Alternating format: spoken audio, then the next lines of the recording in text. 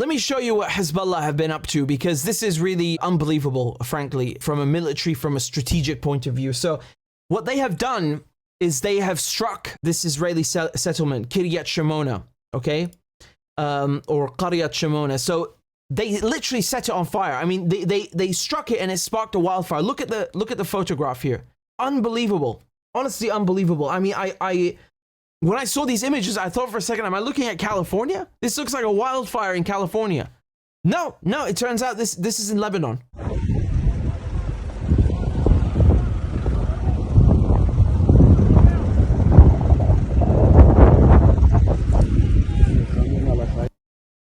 It's an inferno. It's really, truly an inferno in every sense of the term. Here's another view of what happened. Absolute madness. Absolute madness. So this was the first thing, okay? They struck Kiryat Shimona. This is a part of Lebanon that's illegally occupied by Israel in Shab'a farms, okay? Here's the second side of the operation. Do you see the map over here? It's an area called Ramia, and it's also right on the border, okay? And I'll show you the operation now. You can see a video of it. So this is the direct feed. The drone cam footage itself. Take a look.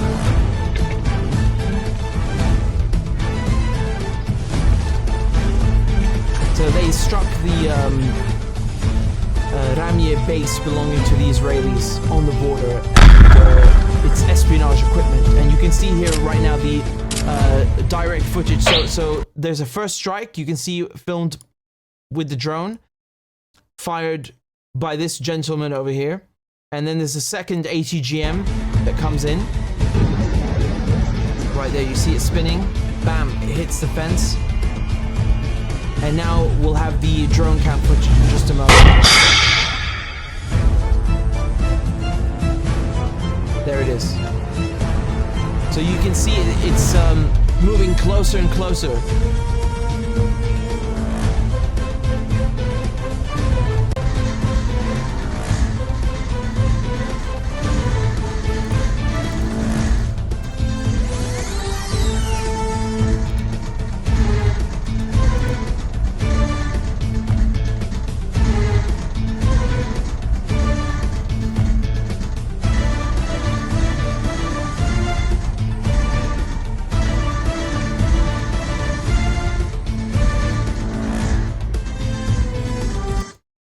And now up in smoke.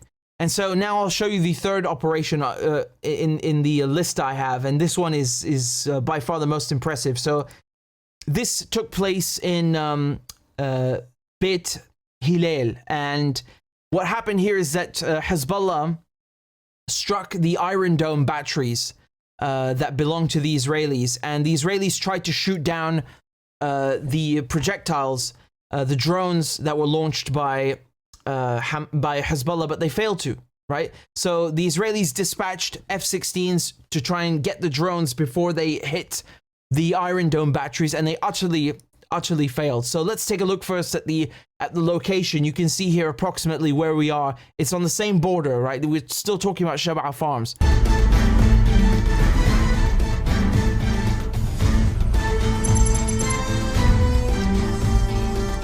Okay, so here you have the Qaidat Beit Halil. So this is the base on the top, and then here there's also a small factory or small plant. So stationed here, they had troops belonging to the Golani Brigade, to the 51st in this base, and they've also got a helicopter pad, right? So these things now encircled in red are the Iron Dome batteries that they're about to strike.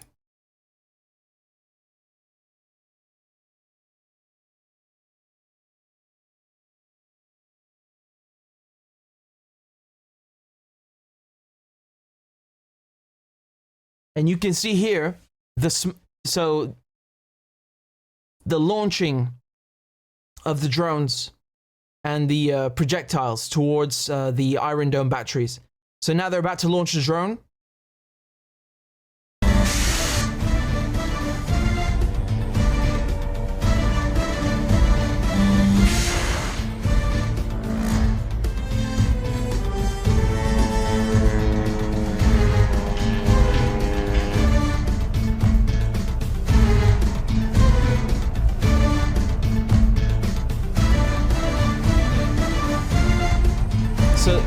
this is now footage. This is an angle filmed by an Israeli settler.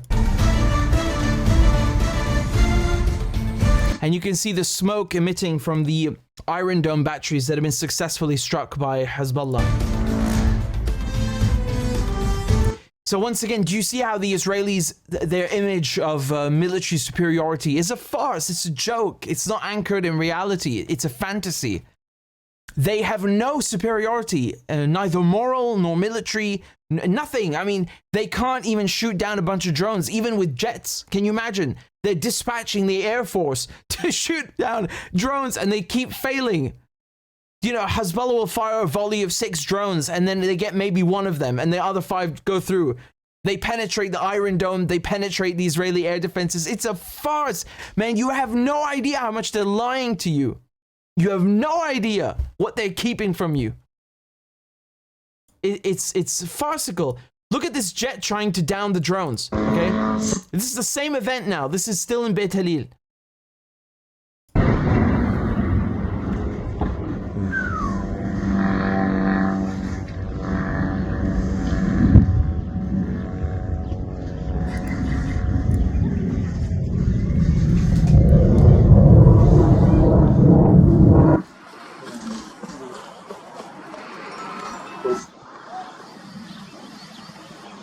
Now that's very interesting. That's very interesting. Do you see what the jet is doing? It's popping its flares, so it's deploying countermeasures. Now, the only reason that you would do that is if you're being chased by another jet or there's someone on the ground that's trying to lock onto you.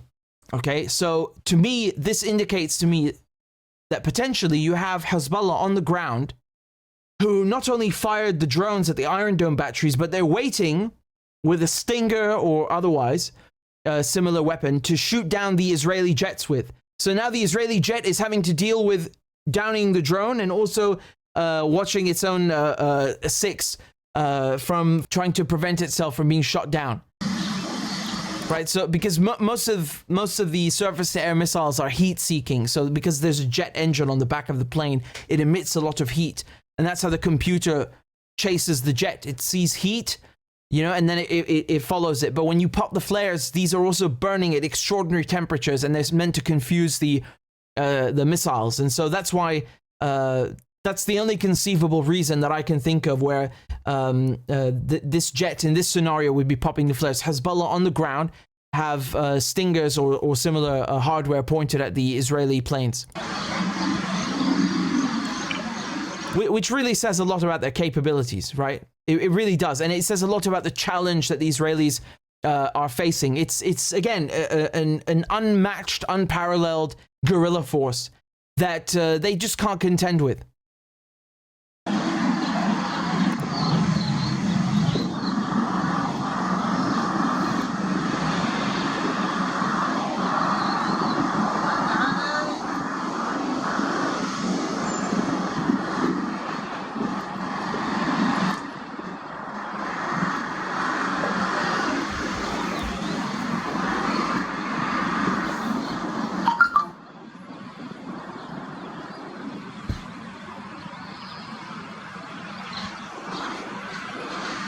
Well, in any case, spoiler alert, you already know that the Hezbollah drones got through and they hit the Iron Dome batteries.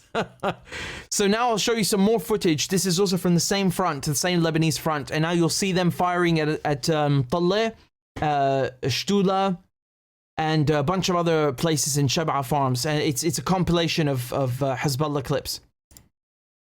Also from recent days as well. Okay, so from before yesterday, I believe, from May 9th and 10th and so on.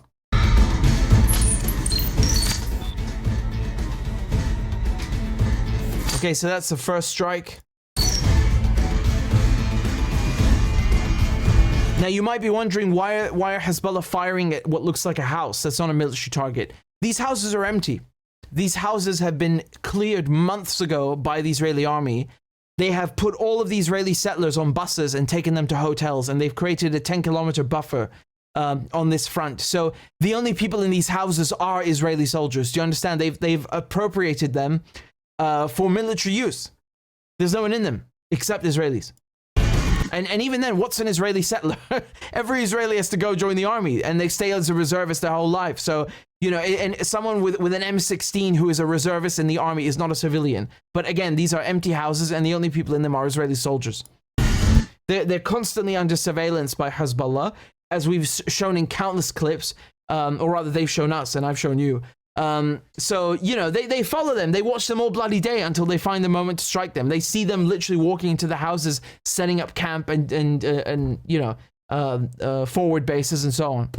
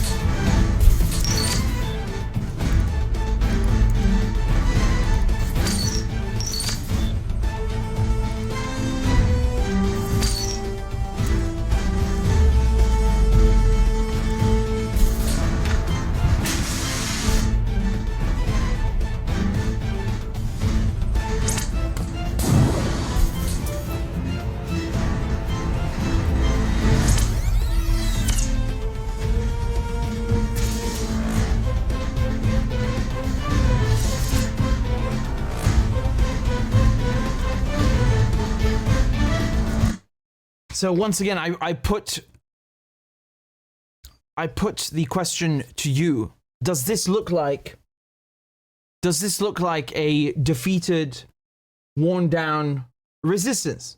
No, it absolutely does not. It absolutely does not.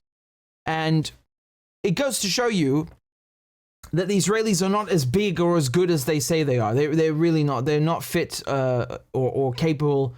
They're not fit to deal with such a force. They're really not. This has been going on now for 7 months.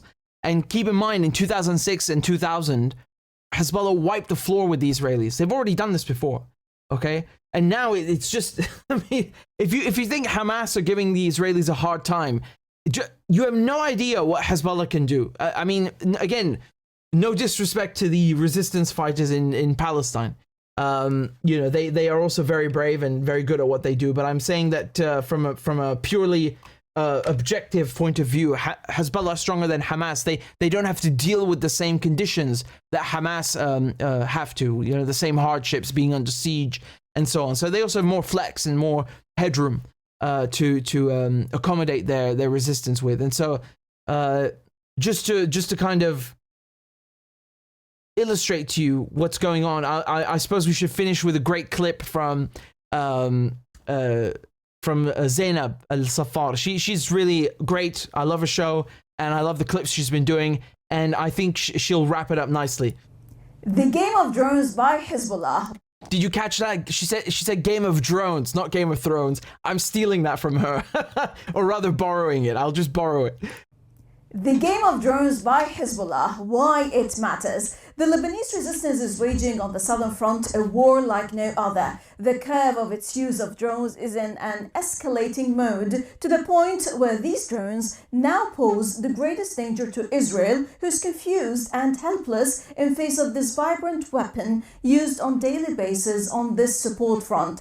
The Iron Dome is incapable of dealing with these drones. Neither the jamming devices nor the maneuvering and evasion ops prevent them from achieving their goals. Israeli security sources are working hard with all the technology at hand and their collaborators and intel to know and locate where on earth do these drones get launched from. How are they used? How does the resistance carry out camouflage, evasion, and operations? And the most dangerous aspect of all is what generations of drones does the resistance possess, their distribution according to their types, reconnaissance or assault, the sort and weight of explosives carried by these aircrafts, whether Ayyub, Mirsad, Hassan or Ababil. So this remains one of the most challenging secrets of the battle, and what is hidden is much, much greater. Bottom line, the enemy will remain confused. After all, when God helps you, none can overcome you. Very well said. Very well said indeed. I suppose we'll leave it at that. And again, if you're looking for the latest updates on the Lebanese front, I've put out updates almost every week and wrap up the last couple of days preceding the video. So this is everything up until May 12th. And the other ones I'll put in the link below. Really just fascinating what's going on, because again, the Gaza war is not just in Gaza, yes? So as Zainab just called it, it's a support front, and the whole point of Hezbollah joining in the conflict on October 8th was to draw the Israeli forces thin and confuse the enemy. You know, when you open up two fronts on someone, it's maddening. It's the worst situation you could possibly be in any conflict. The worst situation, and now it's actually 7 fronts. It's 7 fronts. So, you know, you're not going to hear any of this on the news. You will not hear any of this on the news because it's so inconvenient for them to show you how weak the Israelis really are. They never, ever want you to know how brutal Zionism is and what a failure of a force the Israelis are. They are unable to contend with modern resistance, with these guerrilla fighting forces. They simply are unable to contend with them. Again, YouTube demonetized my channel because I'm not allowed to say naughty things about Israel. You know, telling the truth is forbidden. So if you are able to donate a few dollars on PayPal or on a monthly basis on Patreon, please consider doing it, because it would really help me continue my journalism and support independent media. So I'd be very grateful. And the links are in the description and also in the chat. Thank you guys very much again for all your donations and all your kind comments. I appreciate it very much.